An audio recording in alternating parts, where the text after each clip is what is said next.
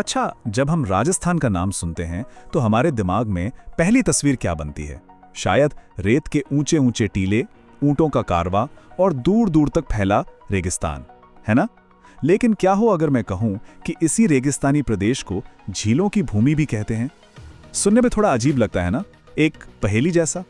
तो सवाल यही है भाई, एक जगह जहां रेत ही रेत हो, वहां पानी का इतना बड़ा खजाना, ये कैसे मुमकिन हुआ? आज हम इसी अनोखी पहेली को सुलझाने वाले हैं। तो चलिए मेरे साथ राजस्थान के इस छुपे हुए पानी वाले पहलू की गहराई में उतरते हैं। तो आगे हम क्या क्या देखने वाले हैं? हम शाही इंजीनियरिंग के कमाल को देखेंगे, फिर कुदरत के बनाए नकलिस्तानों की खोज करेंगे, और हाँ, आखिर में ये भी समझेंगे कि ये अनमोल विरासत आज खतरे में क्यों है। तो इस रेगिस्तानी पहेली का जो पहला जवाब है वो हमें इतिहास के पन्नों में मिलता है। ये जवाब छिपा है राजस्थान के दूरदर्शी राजा महाराजाओं और उनकी लाजवाब इंजीनियरिंग में।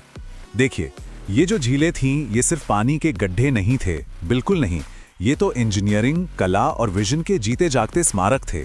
उस जमाने के शासकों ने नदियों पर विशाल बांध बनाए ताकि मॉनसून की एक एक बूंद को सहेजा जा सके, और ये काम आज भी हमें हैरान कर देता है।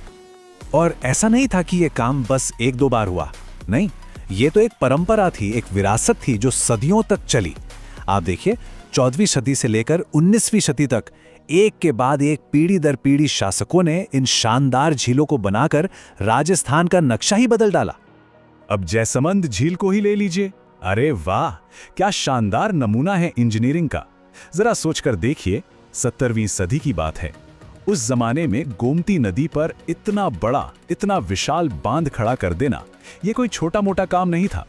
और आज ये एशिया की दूसरी सबसे बड़ी मैनमेड मीठे पानी की झील है। कमाल है। और हाँ, हर झील के पीछे ना एक कहानी जरूर है। जैसे पिछोला झील, इसे किसी राजा ने नहीं बल्कि एक बंजारे ने 14वीं सदी में बनवाया था। और बाद में इसी झील के बीचों बीच बने जगमंदिर और जगनिवास जैसे आलीशान महल। कहते हैं इनकी खूबसूरती देखकर ही शहजादे शाहजहां को ताजमहल बनाने की प्रेरणा मिली थी। तो ये तो हुई इंसानी हाथों के कमाल की बात। अब चलते हैं कुदरत की उन रचनाओं की तरफ जो सदियों से, बल्कि हजारों सालों से यहाँ मौजूद हैं और जिनकी कहानियां किस्से कहानियों और पौराणिक कथाओं में बसी हुई हैं। यहाँ हमें राजस्थान की प्राकृतिक झीलों का एक अद्भुत संगम देखने को मिलता है। मतलब एक तरफ है नक्की झील, जिसके बारे में कहा जाता है कि इसे देवताओं ने अपने नाखूनों से बनाया था, तो दूसरी तरफ है पुष्कर झील, जो ना जाने कब से एक पवित्र तीर्थ स्थल के रूप में मौजूद है ना कमाल का मिश्रण। पुष्कर सिर्फ एक झील नहीं है, ये तो जैसे भारत की आस्था का एक जीता जागता केंद्र है। करोड़ों लोगों के लिए ये भक्ति का एक महासागर है। इसके 52 घाट, दुनिया का इकलौता ब्रह्मा मंदिर और हर साल लगने वाला वो मशहूर मेला, ये सब मिलकर इसे एक बेहद खास जगह बनाते हैं। चलिए अब मीठे पानी से थोड़ा आगे बढ़ते हैं और बात करते हैं राजस्थान के सबसे बड़े आश्चर्य की, यहाँ के खारे पानी की झीलें। जी हाँ, खारे पानी की। माना जाता है कि ये उस प्राचीन तेथिस सागर के बचे हुए हिस्से हैं जो करोड़ों साल पहले यहाँ लहराता था। सांभर हो, पचपदरा हो या डीडवाना, ये खारे पानी की झीलें राजस्थान के लिए किसी खजाने से कम नहीं है। ये सिर्फ नमक नहीं देती, बल्कि ये एक बड़ा इकोनॉमिक इंजन है जो कई इंडस्ट्रीज को चलाती हैं और हजारों लाखों लोगों को रोजगार देती हैं। अब जरा इस नंबर पर गौर कीजिए, 8.7%। जी हाँ, 8.7%।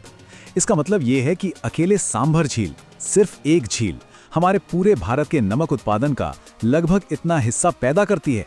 आप सोच सकते हैं, एक अकेली झील का देश की इकोनॉमी पर इतना बड़ा इम्पैक्ट। लेकिन रुकिए, सांभर की कहानी सिर्फ नमक पर खत्म नहीं होती। ये एक इंटरनेशनल लेवल की रामसर साइट है। मतलब इसका इकोसिस्टम बहुत महत्वपूर्ण है। हर सर्दियों में ये झील गुलाबी फ्लैमिंगो और हजारों किलोमीटर दूर से आए प्रवासी पक्षियों की चहचहाहट से गूंज उठती है। तो अब तक हमने 3 तरह की झीलें देखी, इंसानों की बनाई हुई, कुदरत की बनाई मीठे पानी की और कुदरत की ही बनाई खारे पानी की। अब इन सबको एक साथ जोड़कर देखते हैं कि असल में ये झीलें राजस्थान के लिए हैं क्या और क्यों इतनी जरूरी हैं। ये स्लाइड एक तरह से पूरी कहानी को एक नज़र में बयां कर देती है।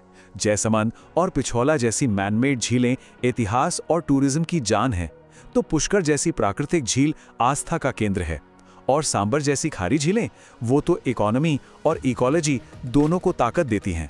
मतलब हर झील का अपना एक अलग जरूरी किरदार है। लेकिन कहानी में एक लेकिन है। ये जो हमारी बेशकीमती विरासत है, ये आज बहुत गंभीर खतरों का सामना कर रही है। चलिए अब जरा उन चुनौतियों को समझते हैं जो इन प्राचीन वाटर सिस्टम्स के लिए एक बड़ा खतरा बन गई हैं।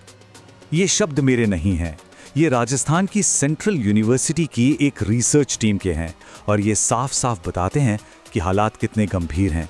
सोचिए, जो झीलें सदियों से जीवन देती आई हैं, आज वो खुद अपने अस्तित्व के लिए लड़ रही हैं। और ये खतरे सिर्फ कागजों तक सीमित नहीं हैं। अवैध खनन झील को धीरे धीरे निगल रहा है, अतिक्रमण इसका गला घोट रहा है और पॉल्यूशन इसके पानी में जहर घोल रहा है। नतीजा, पूरा का पूरा इकोसिस्टम तबाह हो रहा है और वो बेचारे प्रवासी पक्षी जो हजारों मील का सफर तय करके यहाँ आते थे, अब अपना रास्ता बदलने लगे हैं। तो आखिर में सवाल यही खड़ा होता है कि हम करें तो करें क्या? एक तरफ है मॉडर्न डेवलपमेंट का दबाव और दूसरी तरफ है हमारी ये सदियों पुरानी विरासत। इन दोनों के बीच हम वो बैलेंस, वो संतुलन कैसे बनाएं? क्योंकि देखिए, इन झीलों को बचाना सिर्फ पेड़ पौधे या पर्यावरण को बचाना नहीं है, ये तो राजस्थान की आत्मा को बचाने जैसा है। उसकी कहानी, उसकी इकोनॉमी, उसकी कुदरत, सब कुछ इन्हीं से जुड़ा है। ये एक ऐसी धरोहर है जिसे हमें हर हाल में आने वाली पीढ़ियों के लिए संभाल कर रखना ही होगा।